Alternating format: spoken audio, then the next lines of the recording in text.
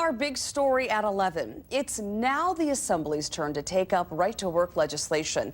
The Assembly Committee on Labor is taking up the fast-track Republican bill today. And that's where we find NBC 15's Kate Pabish. Hi, Kate. What is it looking like down there today?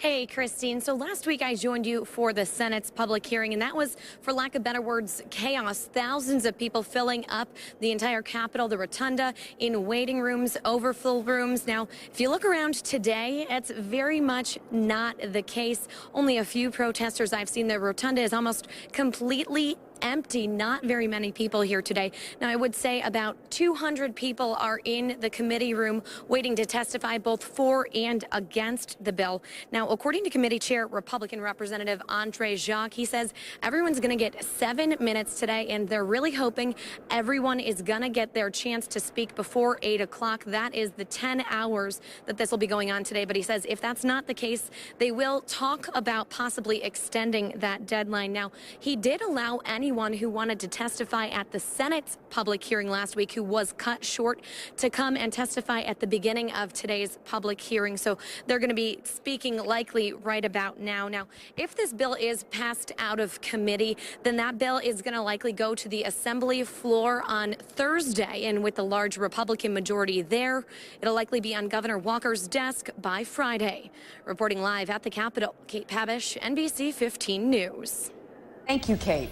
New information now on a missing person case in Whitewater. Good news. Police confirm a UW Whitewater student has been found safe. Police say 23-year-old Lisa Helms went missing early yesterday morning after she left Brewski's Sports Bar in Milwaukee. No further details are available at this time. Cold temperatures from the weekend continue into our Monday afternoon, and we might have a chance of snow tonight. Here's a live look outside courtesy of our Capitol Sky Cam.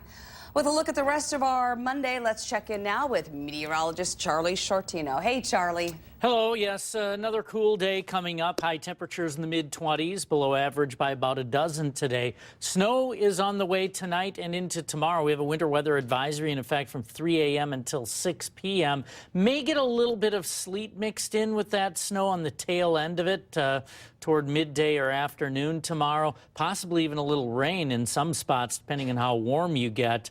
But it is going to be mild tomorrow, a high temperature of 33 expected in Madison. Some spots will hit 35 or even higher, though, so thus the possibility of some rain.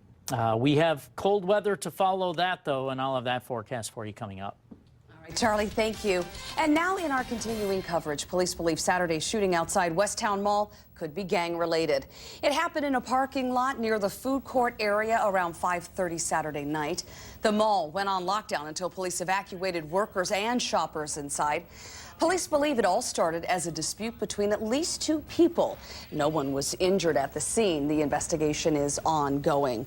To election news now. Madison Mayor Paul Soglin and Alderman Scott Resnick will answer questions at a mayoral forum tonight. It'll be held at the Madison Public Library's Central Branch from 6 to 7:30. The event is free and it's open to the public, but seating will be limited. Around the world now, the Iraqi government has begun a massive offensive to push ISIS militants from one of the biggest cities in that country. NBC's Richard Engel has more. What appears to be the biggest ground offensive against ISIS in Iraq is underway, focusing in and around the city of Tikrit. Tikrit, of course, was Saddam Hussein's hometown, a Sunni Muslim city held by ISIS for months now. But what's important about this Iraqi-led campaign is the composition of the Iraqi forces. There are Iraqi army involved, Iraqi Air Force jets pounding ISIS targets in and around Tikrit. But the biggest component leading the charge, if you will, are Shiite militias backed by Iran. They tend to be better equipped than the Iraqi army, even though the Iraqi army is now getting some supplies and support from the United States. They are better disciplined than the mainstay force of the main Iraqi military. And their loyalties are to their own Shiite faith and to the Iranian government, which is backing them with logistics, with training, with support, with finances.